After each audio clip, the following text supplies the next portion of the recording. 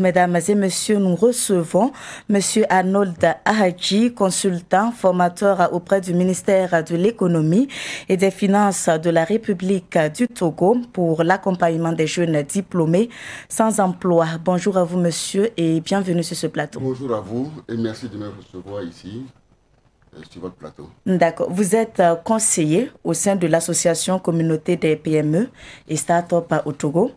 Vous êtes aussi maître praticien et formateur certifié de la programmation neurolinguistique qui est une science de la communication et du changement. C'est ça.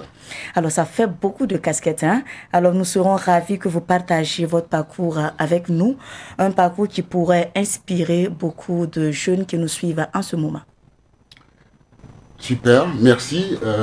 C'est vrai que c'est un parcours, il m'appartient ce parcours. Et c'est par rapport à tout ce qui a été important pour moi dans ma vie. Bon, on va parler de ce parcours, mais on va parler aussi d'autres choses auxquelles je m'intéresse. Aujourd'hui, je suis ingénieur conseil et coach. Je suis maître praticien, PNL. Pour parler de PNL, je pense qu'ici en Afrique, aujourd'hui, la PNL n'est pas vraiment encore ancrée dans la compréhension. En anglais, on peut dire Neuro-Linguistic Programming. Quand on parle de programmation, on va parler d'apprentissage. Dans la vie, on apprend tout le temps. Et c'est ça qui est intéressant. Et on va remplacer programmation par apprentissage. Et on se sert de quoi? De neuro. Et on a aussi le langage, soit corporel, soit verbal et non verbal. C'est ces trois niveaux-là qui sont regroupés, qui est une science de la communication et du changement. Donc moi, pour encore aller plus loin, c'est que moi-même j'avais eu des soucis au niveau comportemental, au niveau humeur. Et donc je me suis intéressé à un monsieur, Paul Pironnet, qui m'a formé sur les bases et le fait que j'y ai pris goût, je suis allé jusqu'à maître praticien et toutes les applications au sein de l'entreprise. C'est avec un plaisir de parler de ça. D'accord. Alors, monsieur Ahadji, nous allons y revenir.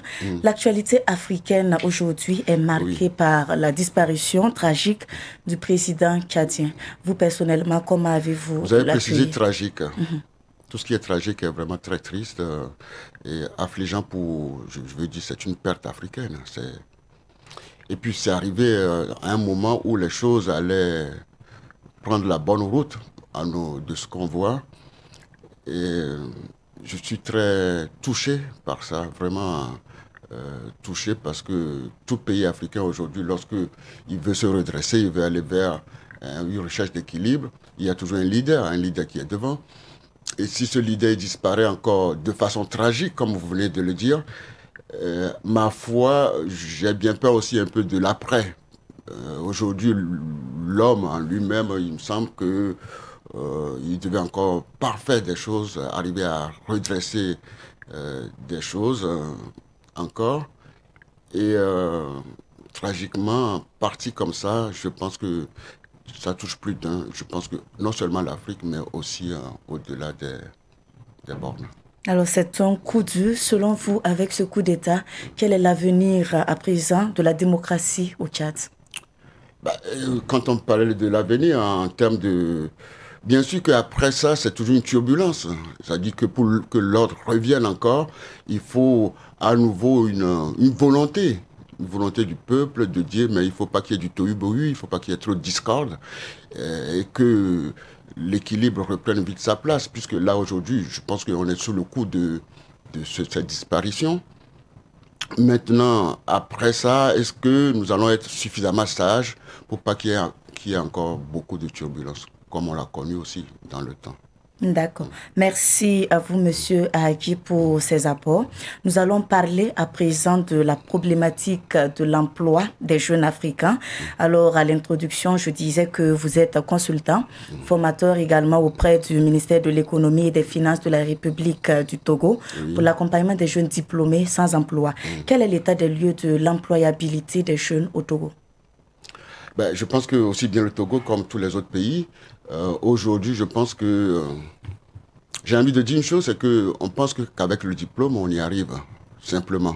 Mais je pense qu'il y a aussi un travail personnel. Autrefois, les choses étaient beaucoup plus faciles, il faut le dire. Maintenant, il faut encore un don de soi, un travail de soi, au niveau de corriger les petites choses pour se permettre d'être bien vu sur le plan du travail. On parle aussi beaucoup de l'entrepreneuriat. de prendre confiance et de vouloir faire quelque chose pour soi. Ça aussi, c'est une très bonne chose. Et d'ailleurs, on encourage beaucoup ça parce que les administrations, les fonctions publiques ne peuvent pas, qu'avec vos diplômes, se laisser déborder par des recrutements. Donc, on propose ça. Je trouve que c'est une très bonne chose. Moi-même, j'ai été à mon compte tout le long en France. Et c'est un plaisir. C'est aussi être artiste, être auteur, acteur de sa vie. Et c'est jouissif d'être à son compte. Mais c'est vrai qu'il y a quand même des processus, cet ancrage de dire ben, je veux, je peux et je dois le faire. Et bien c'est ça, c'est ce qu'on est en train d'insuffler aux jeunes pour être vraiment acteurs de leur vie. C'est très intéressant parce que les jeunes ont besoin d'apprendre. Aujourd'hui, on a beaucoup d'outils et moi, c'est un plaisir pour moi de pouvoir leur révéler les ressources dormantes, comme j'aime bien le dire, qu'ils ont des ressources. Maintenant, il faut mettre à fleur tout ça et surtout qu'ils prennent confiance. Quelles que soient les difficultés, on y arrive. Il ne faut pas toujours s'effacer derrière les difficultés. D'accord. Entrepreneuriat, auto-emploi. Alors, est-ce qu'on entreprend les mains vides, sans argent, sans fonds de démarrage? Je parle du principe qu'on a toujours quelque chose. On a l'impression qu'on a les mains vides. D'accord. C'est une impression. On parle de l'entrepreneuriat à 0 franc. Si vous n'avez rien, il faut déjà savoir qu'est-ce que vous avez. On a toujours quelque chose.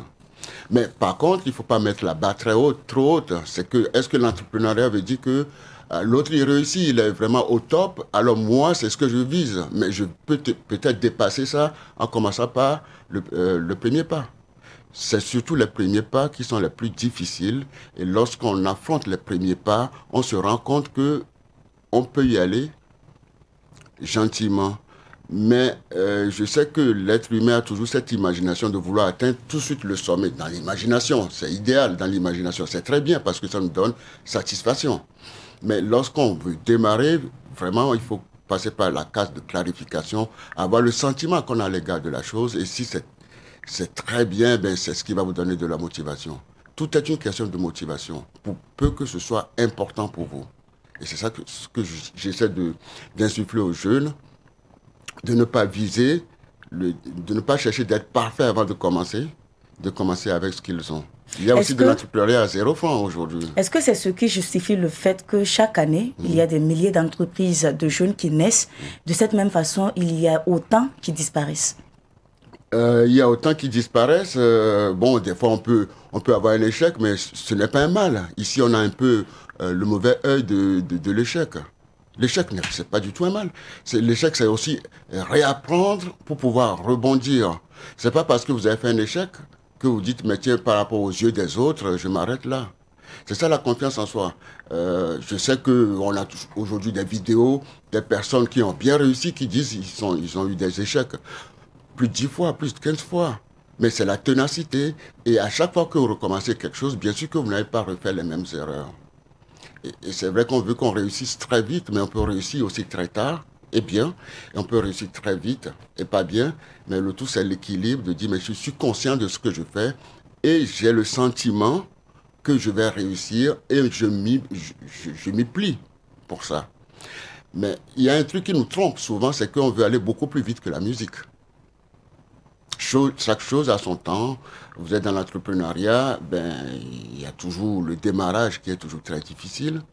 Je me demande si des fois ce démarrage très difficile ne fait que lorsqu'on dépasse ce cap, on pense que tout est OK, ça peut aller tout seul, mais les clients sont difficiles, les fournisseurs sont difficiles, le personnel est difficile. Il y a aussi les taxes de l'État, même s'il y a un peu de subventions, entre autres, pour les premières années.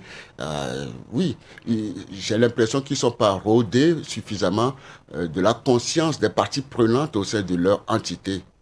Mais parce que, bon, vous visez que le chiffre d'affaires, mais il y a aussi plein d'autres choses qui vous attendent. C'est ce qui fait que moi, qui ai eu une espèce de burn-out à un moment en France, parce que j'avais 22 personnes à mon actif. Et je ne supportais plus parce que je n'étais pas préparé.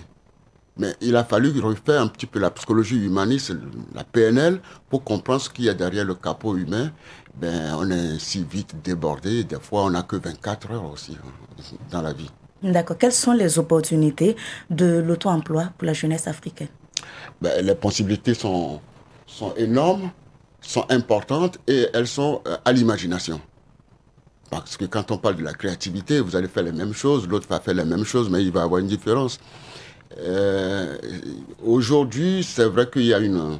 J'avoue quand même que depuis cette pandémie, il y a une économie mondiale qui est un peu en berne. Hein, bon, cette année, tout le monde entier se dit on ne va pas rester que derrière la pandémie et qu'on va essayer de booster les choses autrement.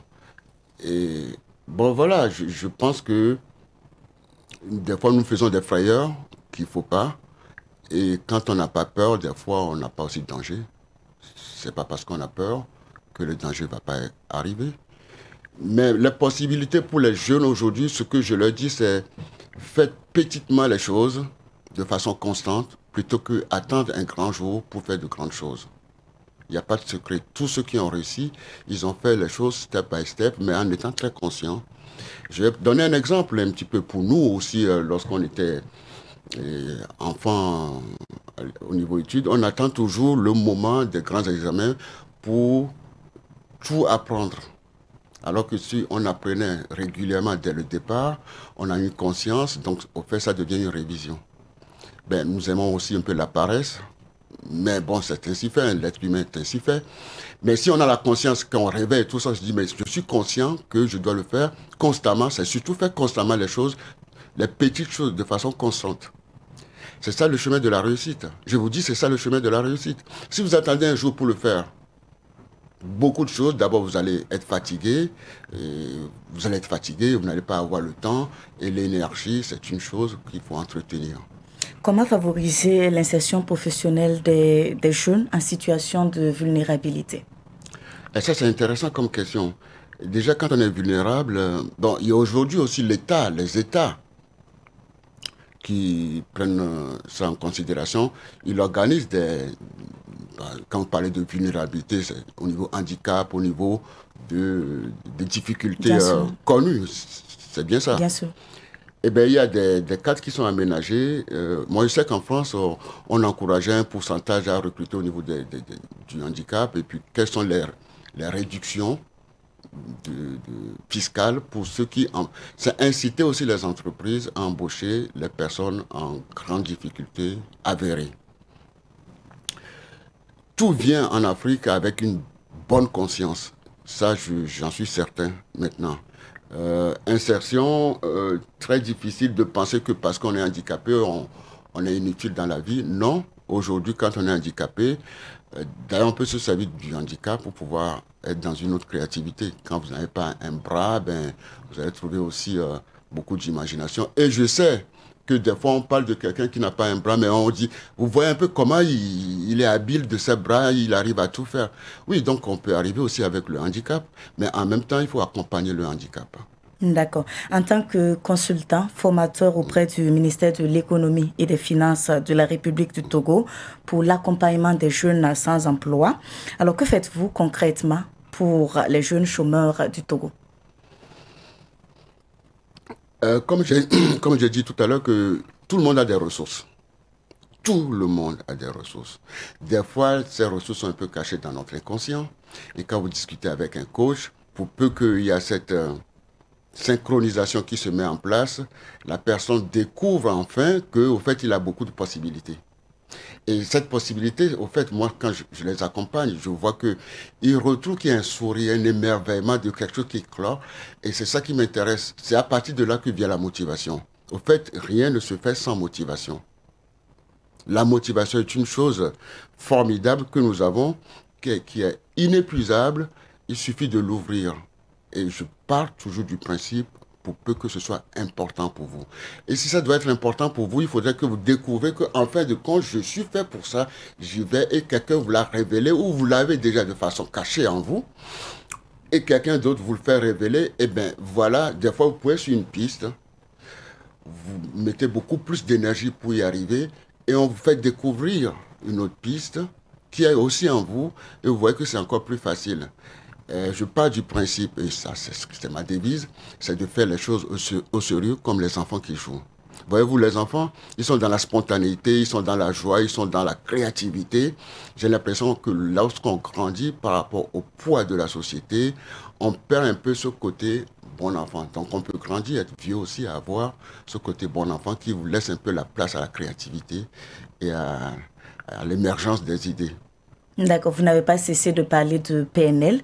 Vous êtes expert dans Peut-être la différemment, conduite. autrement. Voilà, vous êtes expert dans la conduite du changement individuel et collectif. Collectif, oui. Comment est-ce que ce changement s'opère-t-il?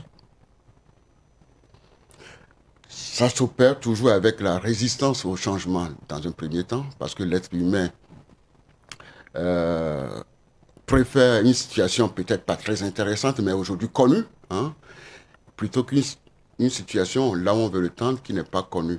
C'est ça la peur de l'inconnu. Mais peut-être elle est intéressante, cette situation vers laquelle on le propulse, mais elle n'est pas connue. C'est un peu comme un danger. Donc c'est pour ça qu'on garde la résistance au changement. Mais et c'est là où l'accompagnateur, le coach, va l'accompagner pour faire les choses étape par étape et sentir les choses. Et arrivé un moment, il va trouver cette motivation d'y aller tout seul. C'est un peu comme on devient responsable à partir de l'apprentissage. D'accord. Vous êtes également conseiller au sein de l'association des communautés PME et Start-up au Togo. Présentez-nous cette association. Alors, elle est née, cette association, avec un grand plaisir de participer à ce mouvement, parce que je trouve que un pays tout seul, c'est bien, même s'il est très fort, mais tout seul, ça suffira pas. Donc, il faut fédérer un peu les informations, les best practices. D'ailleurs, je profite pour vous dire que je suis là aussi pour former, je fais une formation actuellement, booster vos compétences et en même temps je fais d'une pierre deux coups, rencontrer les acteurs et voir pour ceux qui réussissent déjà, qu'est-ce qu'ils ont mis en place et en piocher un peu quelques informations pour nous aussi démarrer. C'est un exemple comme le Benjamin qui naît dans une famille de plusieurs enfants, que lui va bénéficier de l'énergie qui est mise en place par rapport aux aînés, mais lui, il va aller encore beaucoup plus vite. Et nous avons envie d'aller plus vite en prenant du conseil auprès de ceux qui nous ont précédés, je veux dire les aînés. D'accord. Nous allons faire un cap sur ce pourquoi vous êtes au Burkina Faso actuellement. De quelle activité s'agit-il concrètement? Quand vous parlez de l'association, vous parlez de... Une activité, vous êtes au Burkina Faso pour une raison précise. Deux raisons. La première raison, c'est que je fais partie du AT Corporate au Togo et il y a aussi AT L'Envol Corporate ici qui ont organisé dans le cadre de l'UMOA une formation pour booster les compétences. Et en gros, c'est comment redémarrer la machine de l'entreprise après tout c'est pas une récession, mais après cette pandémie, cette peur et tout, et de faire comprendre que c'est les hommes qui vont faire les choses et si ils sont bien animés au niveau intérieur, au niveau de l'entreprise. Et donc enlever la peur, être dans l'écoute, dans la synchronisation, dans le partage, dans la créativité. Et on parle souvent du bien vivre ensemble et tout. Mais aujourd'hui, plus que jamais, il faut développer le bien vivre au sein de l'entreprise, au sein de l'organisation. Et ça appartient au manager et l'assistant de veiller à ça. Des fois, on veut utiliser les outils pour pouvoir régler les problèmes. Mais derrière tout outil, c'est l'être humain qui est là-dedans, qui le fait. Vous arrive des fois que vous dites, mais j'ai la pêche, mais c'est parce que vous êtes animé, autrement vous pouvez faire beaucoup. Et puis d'autres fois, non. Alors l'entreprise est là aussi, c'est un peu comme une ventilation de l'énergie positive pour que les salariés puissent trouver davantage d'énergie pour faire mieux ce qu'ils font déjà bien aujourd'hui. C'est ce à quoi je m'attelle que c'est pas fort. Bien sûr que les outils, les grands outils du management, puisque je suis aussi consultant, hein, les grands outils aujourd'hui peuvent permettre d'avancer, mais en cas de récession, devant ces situations aujourd'hui très difficiles, comment rebondir? Donc il faut booster les compétences, parce que vous avez déjà des compétences. Quand on parle de compétences, vous les avez déjà, les capacités, vous les avez déjà. C'est de les booster, de leur donner de l'énergie, de la confiance pour pouvoir être à même de faire mieux, plus que vous ne vous reconnaissez. de faire mieux que ce que vous faites déjà bien. Puisque cette période qui s'est passée, qui est toujours là encore, on parle de pandémie, on ne va pas rester les bras croisés. Mais il n'empêche que nous avons passé beaucoup de temps à ressasser un peu nos malheurs, et aussi bien dans le monde entier. Et aujourd'hui, on se rend compte que pour pouvoir reprendre, c'est un peu comme le fer qui est froid. Maintenant, pour le réchauffer, il faut redémarrer les choses. Moi, je pense toujours que ce n'est que aujourd'hui la ventilation de l'énergie humaine insufflée au sein des entreprises qui va faire la différence. Parce que les gens, aujourd'hui, avec les informations, les nombreuses informations qu'on a autour de nous, le TIC, les Google, les Internet et tout, quand on cherche quelque chose, on peut trouver. Mais par contre, l'énergie humaine au sein de l'entreprise, ça appartient maintenant aux dirigeants, aux managers et leurs assistants d'en être conscients au niveau intégration des salariés, des nouveaux salariés, au niveau de ceux qui existent déjà, comment de plus en plus leur donner de l'énergie. Vous savez, l'être humain peut faire plus qu'on lui demande, à condition qu'il soit content, bien inséré dans son environnement. D'accord, content, bien inséré dans son environnement. Merci à vous, Monsieur Arnold Ahaki, d'être passé sur ce plateau.